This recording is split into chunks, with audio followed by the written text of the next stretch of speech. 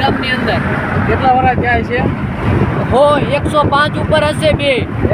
મારા અંદાજે એટલા તો હશે. બરાબર. અને હજી હાલવામાં કોઈ જાતની તકલીફ નથી. બરાબર. અને અટાણે ક્યાં જઈ રહ્યા? આપણે દ્વારકા પૈસલા બાપા હાટથી દ્વારકા જઈએ રણછોડરાયને દર્શન કરવા. બાપાની આશા હતી કે દ્વારકા જોવું છે એટલે આપણે રામ ઓલો સુદામા સેતુ જોવા લઈ જઈએ. વાહ રે વાહ, બહુ સરસ મજાનું છે.